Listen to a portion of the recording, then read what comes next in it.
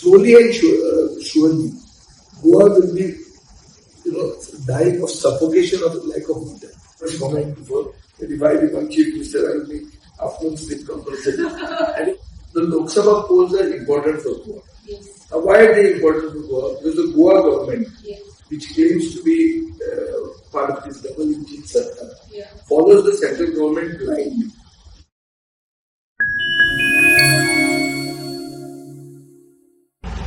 Welcome back to Popcorn with Piyu, the podcast where we explore various aspects of life and find a thread that connects us all. I'm your host Priyanka Nagdesai, and today we'll be dwelling into a dynamic world of politics with a highly influential leader, Mr. Vijai Sardesai. He's not just a politician, but he's a beacon of hope and progress for people of Goa. With careers spanning for decades, Mr. Sardesai has dedicated himself for the service of people of his constituency with boundless passion and commitment. His tireless efforts have earned him worldwide acclaim as a leader who leads by example and who always puts the interest of people first. Welcome to the show, sir. It's a pleasure to have you as a guest. So, sir, let me just begin by asking a very simple question. How are you doing lately? How is everything? Fine. I just returned from tour of Europe. I went to UK, London, Portugal. So overall, I have a feeling that I interacted with the diaspora a lot, and they are concerned towards Goa, yes, its future, yes, resonates in many ways. And I believe that the concern also has to be, of course, towards our own future, yes, in this country. So, can you share your concern with us? See, there is a general fear that center is actually hijacking yes, the initiative, the regulations of Goa. okay, Certain laws are being made, not in the interest of the state. okay, And for this, we need an awareness. Because it is on these issues that this election of the Lok Sabha is coming. yes, We have to vote on those issues. okay, So, the Lok Sabha polls are important for Goa. yes, Why are they important for Goa? Because the Goa government, yes, which claims to be part of this double engine Sarkar, yeah, follows the central government blindly. Like for example, this cities. The center is interested that they want to win the 28 seats, Lok Sabha seats in Karnataka. So a top central minister is openly espousing the diversion of the Mahadev water, which is the lifeline of the state of Goa, for the benefit of the farmers of Karnataka. yeah. And the Goa government is quiet, not doing anything about it. So, because you have mentioned about Madhav, sorry to Yeah. you, I just want to ask a question about it. Yeah. Madhav River dispute has been a significant issue in recent times. Yes. What are your thoughts surrounding the issue? What steps So will be taken? the point is, we cannot have the diversion of Mahadev river. Because if that happens, it is the lifeline of the state of Goa. Just to benefit some farmers who are trying to cultivate water-thirsting crops like sugarcane. When there is an alternate water source available, Karnataka seems to be a cheater when it comes to water, always. But what happens is, in the geopolitical sense, politically when we fight them, they are a little state members. They've got 28 MPs, we've got 2 MPs. So the central government is more interested in winning those 28 seats than winning our 2 seats. So they are saying, hell with Goa, and we have a pliant government, which is doing nothing. Our case is in the Supreme Court. It is not just coming up in the Supreme Court. They are just giving us excuses. Actual situation on the ground, where I know I went there, is that the water has already been diverted. So slowly and surely, Goa will be, dying of suffocation of the lack of water. And nobody talks anything about it. The biggest constituencies that are going to be affected are of the chief minister and of his almost his number 2, the people seem to be not concerned. People seem to be feeling that they are going to get water in tankers. Yeah. When the natural water that comes with it, the entire environment that it sustains is going to be destroyed. So there are several issues, like why the Lok Sabha elections in Goa are important. Why even the diaspora which is abroad which is not having the right to do, are still concerned about Goa and believe that Lok Sabha elections of Goa are important. Second is in South Goa we have this double tracking. This double tracking is for what? Double tracking is to bring coal into and transport coal from here to Karnataka. It is not for anybody else. It is not for transport. It is not for getting people. People are coming here in planes. They are not required to come in trains. And the people who are going to come in trains are not the best quantity of people. So why is double tracking? Double tracking is done only to carry the coal which comes from Indonesia from Mumbai into Coast Bengal. That is the only reason. People are opposing it, but the state government is supporting it. So that, like you just see, I just talked about this. Everything is happening for coal. Central government is giving permission for increased coal handling in LPG. This increased coal handling and the pollution that it causes is going to give lung cancer to the people in Moscow. But the government is not concerned. So there are several such issues. Let's look at the livelihoods. And you as a woman, your mother must be cooking by using LPG. There is an increase in LPG cost. How do you attribute it? Center says no, we are not interfering. But when the election comes, the price is reduced. So if you want, you can reduce the prices. But prices are increasing every day. So there is inflation, there is price rise. This price rise affects everybody. Whether you are a BJP supporter or Goa government supporter. Both are affected by it. And the common man is affected by it. So, there are several such issues. Like, but sir, who are you supporting in the upcoming Lok Sabha elections? No, I am with the India Alliance. I am with the India Alliance. I am part of the India Alliance. And we have campaigned in both the constituencies. We have Captain Vijay in the south and we have Northern Color in the north.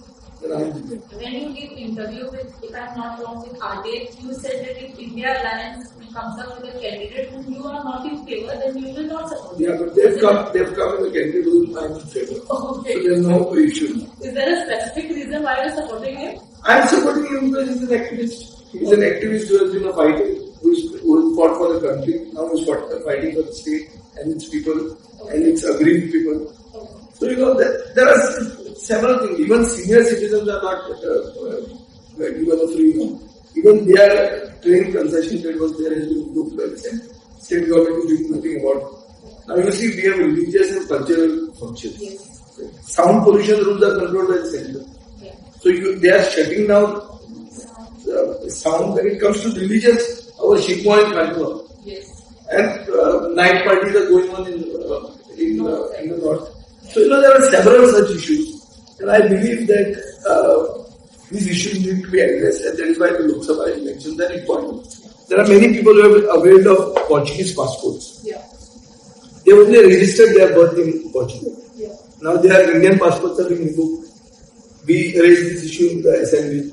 The government told us, no, we will go to the center, it's a double engine, Sarkar will do something about it. Nothing has been done about it. Now the BJP manifesto declares one nation, one poll. One nation, one poll means what? All local issues will be thrown under the carpet. And these are the local issues which I am talking about. These issues are specific to Goa. These issues are not there in UP. See, this revocation of Indian passports for those whose birth is registered in Portugal is a very peculiar situation only in Goa. It is not in UP, it is not in Bihar. So how this one nation, one poll helps us? And this ruling party is supporting pharma industry. There are so many pharma industries here. Post-pandemic, there is a 30% rise in the cost of medication, especially cancer drugs, medications that are required for blood pressure, for diabetes, for which are required to keep a person alive. There is a 30% increase. That is all controlled by the center. State government is doing nothing about it. There are policies that are detrimental to tourism. If there was a visa on arrival free for Goa, it would have been nice. There is a ban on visa on arrival free. So it is affecting the tourism sector. There are fisheries related issues. Nobody knows Zuari river is owned by whom, whether it's by the entity or the government of Goa. And the fishermen who are doing their, sustaining their livelihoods on this Zuari river are not knowing when their activity will get over. So there are several such issues. I told you of 1 dozen issues at the moment. And I think these 1 dozen issues are part of an awareness This is just one dozen which I just said. There may be many more. But these are issues on the basis of which a Lok Sabha election is fought. And people have to vote on the basis of this. When the center is doing so much of investigation, people have to be aware of it. And people have to vote for the person who is going to give you justice, as against Arnyam. So let me just start with another very simple question. Why did you join into politics? Why are you doing all the work that you are doing? No, see, I like politics my childhood. I come from a family of activists. My uncle was a revenue activist. He was a writer in the family. So I've been liking politics from before. I've read a lot about the revolutions. Yes. I share a birthday with the Che Guevara, the famous Argentinian revolutionary. So, as a result of which, from the student days, I was the chair of the Goa University Student Council, then in municipal politics. So I have not parroted from the top. I have come from the grassroots. From the grassroots, I have risen up. And I believe one has to be a voice of the oppressed. One has to speak for those on whom justice is done. And I think I'm doing the best of my career. Yes, so your dedication for serving the community is definitely evident from the work you are doing. So in your opinion, what are the skill sets required to be a politician? Skill set is this basic thing is you cannot be trust. The politics cannot be, politics is not a profession. Yes. It is trust to people. It is a thing that you should like doing. It is a means to an end. And is to make a change that you want to bring in the social system. If there is injustice, you have to fight for justice. Sure. You can't be put there because you are somebody's wife or somebody's husband or somebody's sister. You can't be put in that way. Sure. You have to have it in you to do this change. You have to have a focus and you have to have a direction. That this is the minimum that I will do and this is the maximum that I will try. Why do you come into politics? You come into politics to facilitate the change, to fight for those people, to raise those issues which you feel the other person has not raised. When you brought this issue about this India Alliance campaign, I believe that an MP from Goa cannot be going there and just showing his attendance and not being. Goa is a very socio-politically conscious thing. An MP from Goa has to be heard in Parliament, has to be noticed, and his thing should be appearing. You see Mahua Moitra in West Bengal. She's one MP who has stood out for being a fighter. So Goan MP should be like that. So that is why I was of the opinion that those who are just going, those who are getting old should gracefully retire and new people should be given a chance. I have a question on this because, and I think earlier also you have mentioned about retirement age. Yeah. So in your opinion, what is the best age for retirement in politics? It is an age, when you cannot climb the steps and ask for people's support. When you start painting, I think you have to do that. Because that is the time because in Goa, to win an election, you have to come to people's houses and ask for their votes. Lok Sabha, it may not be possible to come to every house, but Vidhan Sabha, if I don't go to people's houses, I am not going to win the election further, in spite of doing everything that I have done. So I can't be sitting elsewhere and winning an election. It's impossible. So when you are unable to physically do these things, when that drive in you has gone, it is time for you to retire. You see, Obama has retired at 47. So it's as a US president. So if it can happen there, why not here? Sure. And we are a country that is to harness our demographic dividend. We are a country where 65% of the population is less than 35 years of age. So such a country which has its demographic dividend, which is the younger population. Younger population has to be given a chance. It has to be represented at all levels of decision making, including at the state and the center. Therefore, for them to reach that place, somebody else has to make way. And those who have to make way are those who are tired. And those who are tired and old don't think of the people. They think of their families. So you see all these senior politicians want to get their children in politics. Why they want to get their children? Because they feel politics is a profession. It is not traditionally they are politicians. They were politicians, their children will be politicians, and the people have to worship them. So this sort of family ranch that was coming in both politics, which I opposed in 2012, which I oppose still today, which the BJP also got a benefit in 2004. Today, all those people are in the BJP. All those people who are not that familiar with Congress are now in the BJP. There are 3 couples in Goa recently. All 3 of them were originally in the Congress, now in the BJP. So BJP is okay with this couples. And they talk about Parivarwad in Delhi. Parivarwad in Delhi and couples in Goa. So it's alright for them. So where is the common man getting representation? A common girl, when is she going to get represented? All your Mahila Morcha, Mahila Nari Shakti Vandana that you did, where is it giving representation to a common lady? That's the issue. So they are not able to give that, that means they are not doing justice to 50% of the population, 50% of the vote bank of the politics. Yeah. So you have mentioned about youth involvement, which is something that a valuable term. But so I have heard a lot of Indian youth saying that they do not feel safe or pleasant to be part of politics because they feel that it is something like dirt, or I can refer to it as featured.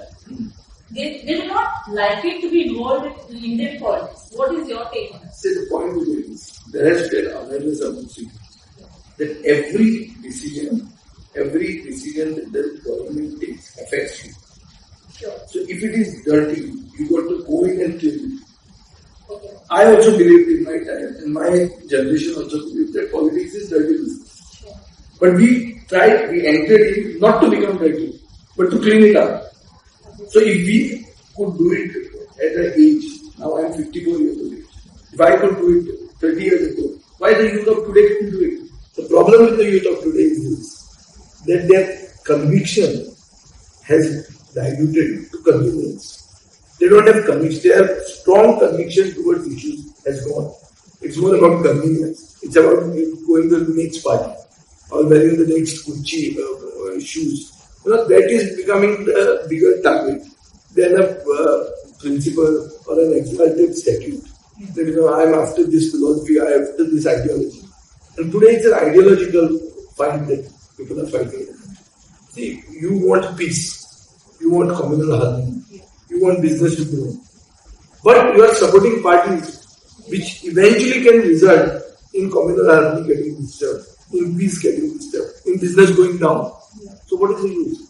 So the youth have to first be aware. The youth cannot stay away from politics and vote blindly for people based on ads that you see. The youth have to know who's good, who's bad. They have to interact with the people. They have to not only come here for sponsors, but they have to come here to interact and say that we are going to be part of the change that we wish to do. That's incredibly valuable. I think involvement of youth will increase the development of the state. Yes. So Goa Forward is a regional party that has been established recently. You are the party president. What are the major accomplishments of your party since the time it has started, and what are your party's future goals? See, my party was formed in 2016. Yeah. We contested 4 seats, we won 3 seats in 2016. Yeah. After that, we took a very path-breaking decision. The decision to support minority students. Yeah. Many people opposed me. They said that this was going towards backing a person who really opposed. Yeah. But our point then was that we didn't support BJP, we supported minority. We even gave a letter to them. Yeah. And because of supporting Manoj Parrikar, we forced Manoj Parrikar to say that this was not a BJP government, but a government of Goenka. This word Goenka was never brought into the political discourse. Goenka is our tagline. And I am the person who, through this machination, have brought Goenka into the center stage of politics. Goanness. The benefit of goal out of decisions that the government takes. The prioritization of the interests of the sons of the soil. So this is the discourse that we do. The Minister for Town Planning has tried to do any decision as the Agriculture Minister has done many things. By which prioritization of the interests of the sons of the soil. I was more concerned about the sons of the soil. Go on first was my tagline and was my principle. I think partially we have succeeded. Rest out of the government in 2 years. Then we are doing our job with opposition. I'm a very vocal opposition leader. My party is made up of good activists and workers who take up issues not only of our constituency but of the entire India. So we try to give representation to all sections of society, all different classes and castes, and see that everybody gets represented and everybody has a voice. At least to speak for the woman who's in trouble. That's what we are trying to do. We are trying to sincerely do it to the best of our abilities. I'm not saying that we are fully succeeded. That is why we have to keep fighting.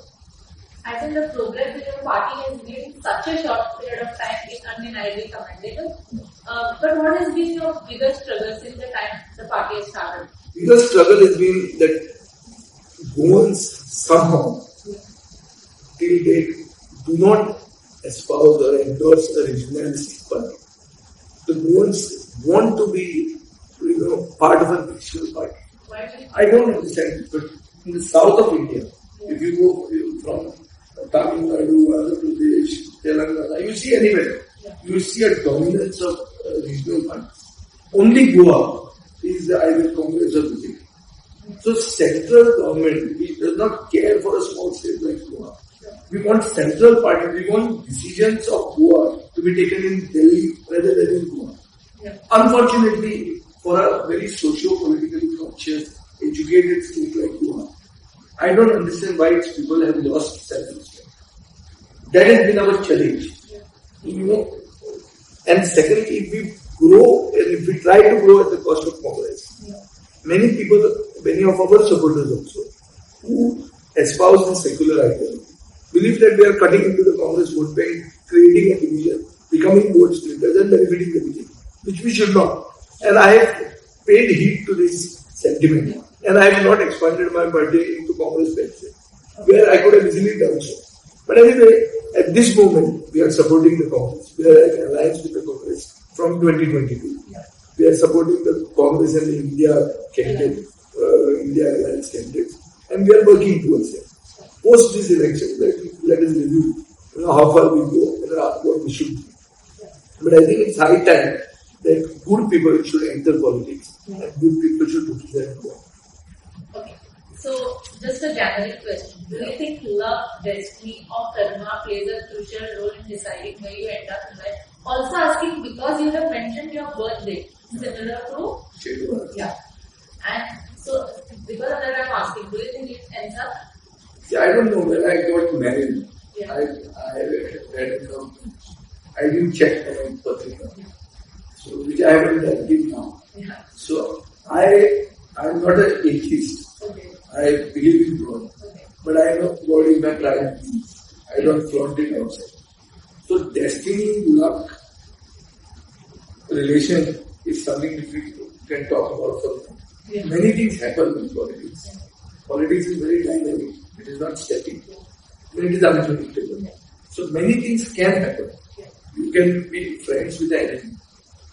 You can be enemies with a friend. So these things keep happening.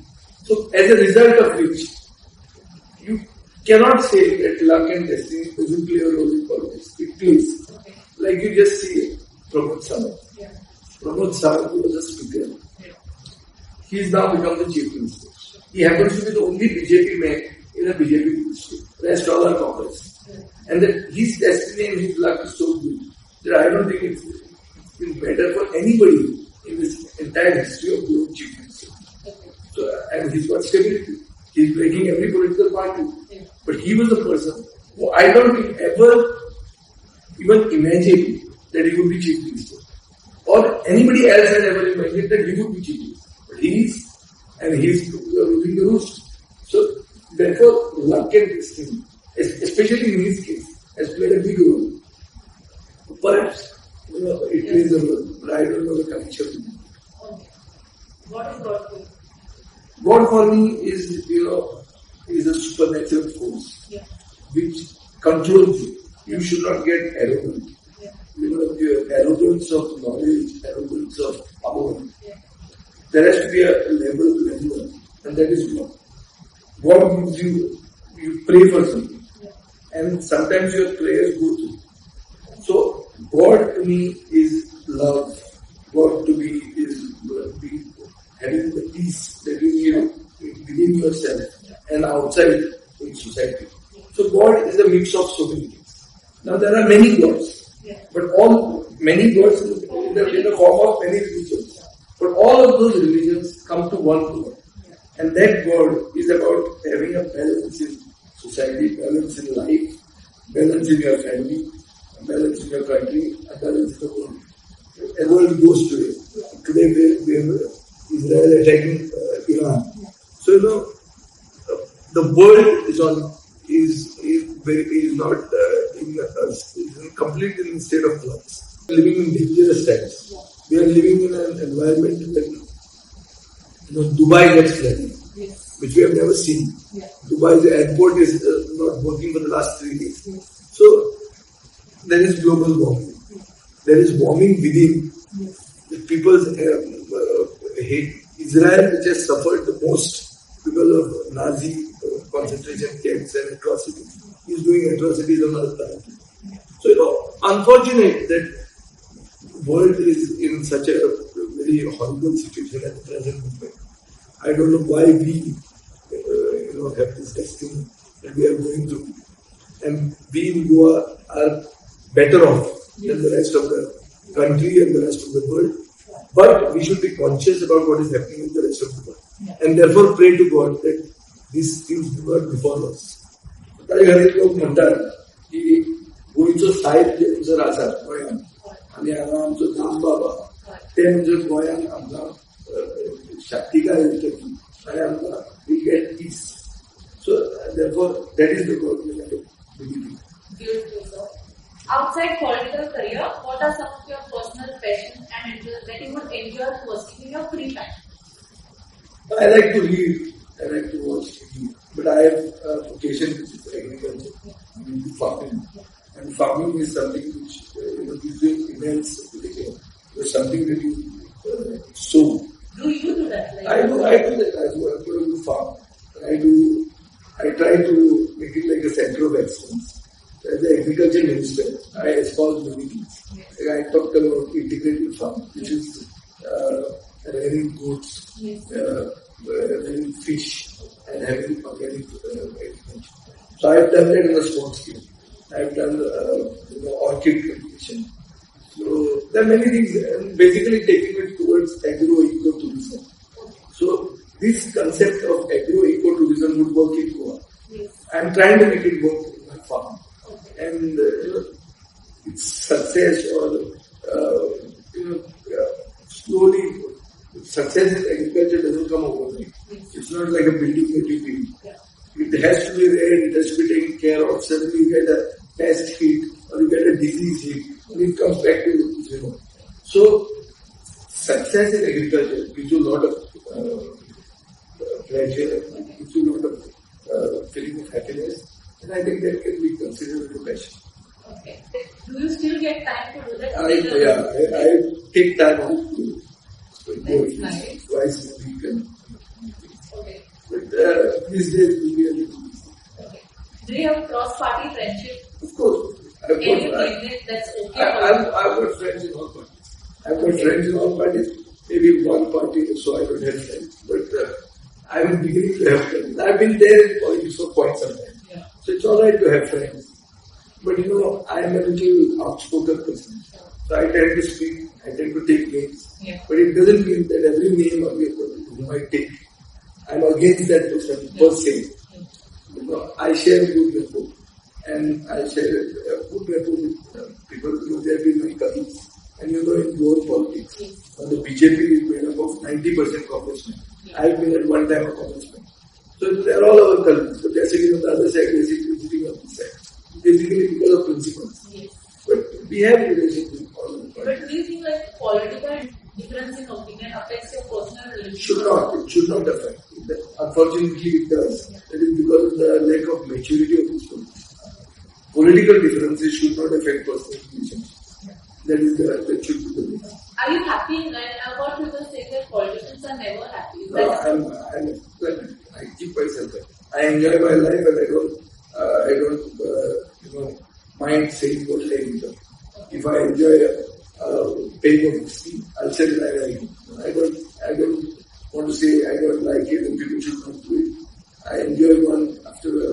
hard work. I say it's good. Goa, they always say cheers to it. End of the day. What is that one thing that people doesn't know about you? It could be anything, just about your personal life. Just something. Anything. People don't know about you. Or maybe like people have that particular image about you which you think that is wrong. Like that. See, I'm seen to be a very fearless guy. Yeah. But when I go into the sea, I recently went to some caves in a place called Portimao in Portugal. I was damn scared. And I was so scared. I was holding it. I was like a kid. And I was looking at an 80-year-old woman who was there in the same catamaran. And she was enjoying it. And I was scared for my life. So this image of a very scared individual is something which the people don't know. I'm scared of water. This year's target would be to remove this fear out of the water. If I can't remove this fear now, I think we are unable to do it for the rest of my life. I hope you are able to do that. How do you see the future of the state? We are on the crossroads. Okay. If we vote wisely, we will have a good future. There has been infrastructure development in the state. Undeniably, it has happened. Yes. It has happened because of the efforts of Mr. Manohar Parrikar initially. Yes. Now, these efforts can transform Goa and make brand Goa into India's top brand. Yes. If brand Goa should benefit the sons of the soil. Sure. Brand Goa should benefit Goans. Yes. You cannot have an advertisement of somebody saying, conquerors of Goa, now by blood, come from Delhi and buy this Goa. Cannot happen this way. This is not good for the state. So Goa should remain with the Goans. Yes. We certainly should welcome tourists, but we should not welcome those who come to change the demography of the state. Now, the future of the state is such that we have to maintain our identity.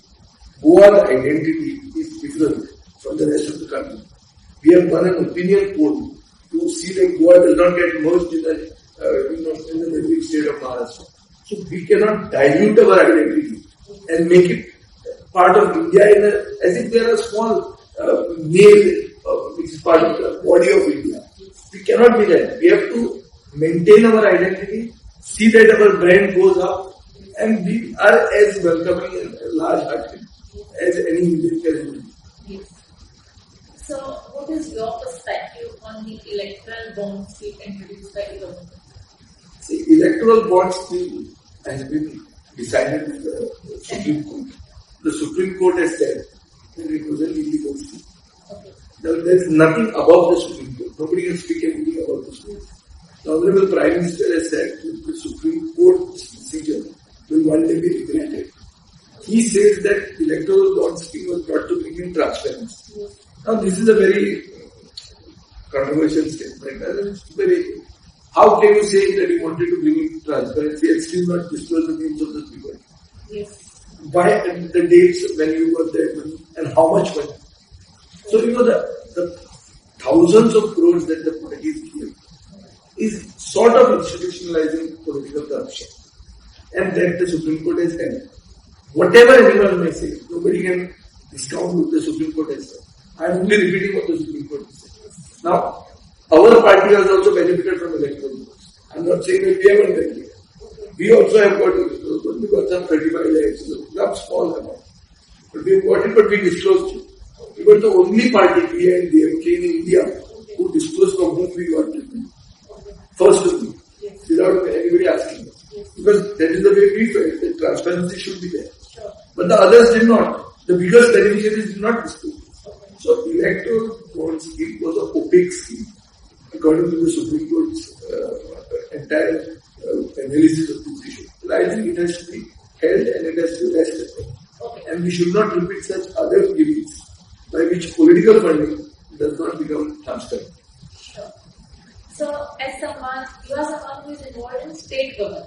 You have been the ex-minister of town and country planning, agriculture, archives, archaeology, all these things.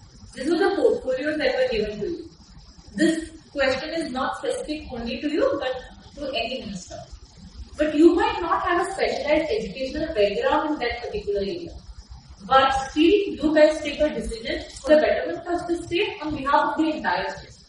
in this situation, how do you guys prepare yourself? See, that's the thing. That is why the electorate, the awareness of electorate becomes important. You need educated electorate first, who have to able to justify why they are doing that. Now, in the case of the regional plan 2020, I am not a planner. By studying by academics, I am an agriculturist. So, agriculture minister, I was okay. Because I am an agriculture graduate. But as a town planning minister, what were the challenges? In 2017, our regional plan, there were 4 years for the horizon period of the regional plan 2021 to get over. So I couldn't have a new regional plan in 2017 by scrapping the regional plan of 21. So first thing, though the regional plan of 2021 was done during the tenure of the Muhammad Kamal as chief minister, though it was considered controversial, it still was conceptualized after a process, and it was headed by Charles Courier, and it was after due consultation with all stakeholders. So I allowed that regional plan to be notified, but with rider that those on whom injustice is done will be given justice for the 16B, that section. Now, in my tenure, I considered only 32 cases, out of which 19 cases were of institutions. And there were only 4 big cases in North Goa because the airport of Mopa was coming up. And our focus was that development of tourism should happen close to the airport. Now, after I was removed, the next minister who came did 7,800 cases. He did it as if it was a retail kiraya dukaan. And each and everything, these are special cases. But when you start doing it like as if you are sitting on a posto and you are collecting money for doing it, eventually I came to a decision as opposition that scrap that 16B and even the cases which I had approved. But at that time, I didn't have the choice of making a regional plan because the horizon period was not over. Today, the town planning minister has that option. And that can be the only safe option because all these other via media, all these new sections that are brought in the town planning regulations are being challenged in the courts, saying these are temporary case-to-case basis decisions which are being taken to vitiate planning process. So I think, the ministers have to have advisors who not only tell them how lucrative their portfolios are, but what is the general aim of governance. The general aim of governance should be that we have to improve the lives of citizens. We can't make it more difficult for them. So, you have an IT minister who talks nice. He's my friend also. But what is happening with the IT sector in Goa? Which IT major is coming in Goa? Tell me. Where are the IT graduates from Goa going? They're all leaving the country. Or they're going outside the state. Why are you not able to create a campus? Why are you not able to give free land to IT majors in Goa to set up shop? So, IT as in this. It can be incentivized. We are not doing it. We are not developing tourism the way it should be developed. We don't know what is our focus. We talk about calling it the Kashi of the West. Suddenly, people who used to talk about Rome of the East are now talking about Kashi of the West. Just because it suits their political ideology or the political party to which they have migrated. So I think this thing needs the leader of the house, the chief minister, to actually educate his ministers and to have a clear vision of where his government is going to take. The present chief minister is only parroting what his party is saying at the center. He is saying Vikasit Bharat by 2047. That Vikasit Bharat 2047, who is waiting? We can have Vikasit Goa in 2 years. We don't have to wait for 2047 to get Vikasit. The point is, India and Goa are different. Goa, socio-politically, educationally, by health centers, are all higher than also our per capita income.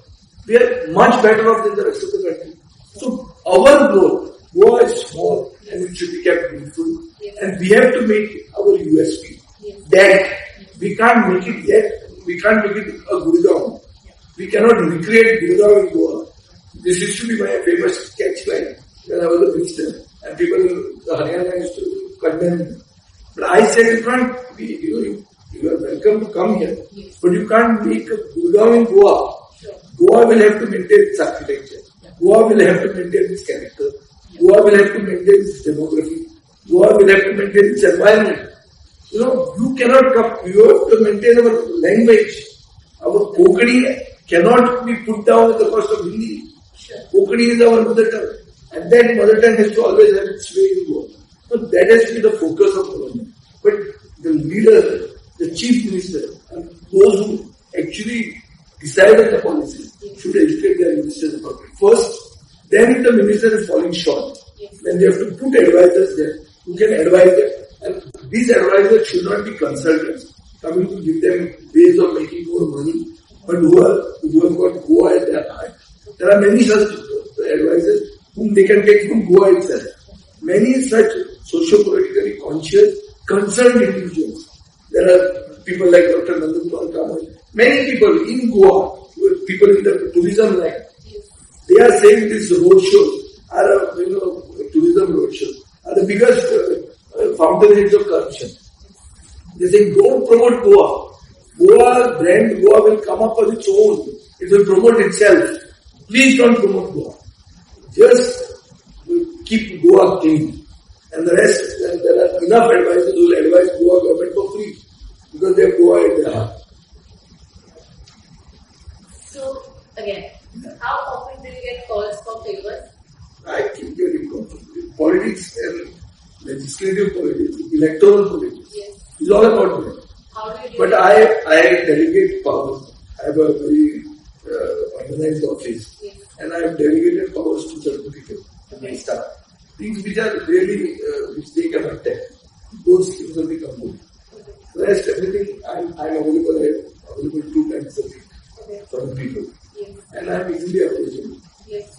Between 2 and 4 in the afternoon, I take a siesta, I sleep, and I made a famous comment before that if I become chief minister, I will make afternoon sleep compulsory. I think it's good for health. That's what they do in the Mediterranean region, in Spain, Portugal, everywhere. It's good for health, it keeps your heart healthy. I only sleep during that time, otherwise I'm available till 1 o'clock in the night. Okay. So, reflecting on your political career, what has been the most significant challenges you have faced and how have you overcome them? Significant, the biggest political challenge that I had was that I worked for the Congress party as its candidate, as its supposed candidate. Digambar Kamat came and gave a speech outside the Damodar Mill in the Favours that nobody can deny Vijay in front of 4,000 people. Yes. And I started working, going to every house shift with the Congress symbol. And when nomination was day after today at 5 o'clock in the evening, my ticket was denied. So it was at a junction where I had to decide whether I stay loyal to a party which I worked for, or I rebel and go by the people's wish. So I put a text message. Actually, the world had collapsed around me because I had popularized the symbol, which I had to fight against now if I had to go to contest. People came. I just sent a SMS message, and people came and thousands of people came. He said, "Contest is independent." The people's candidate. So that was my first.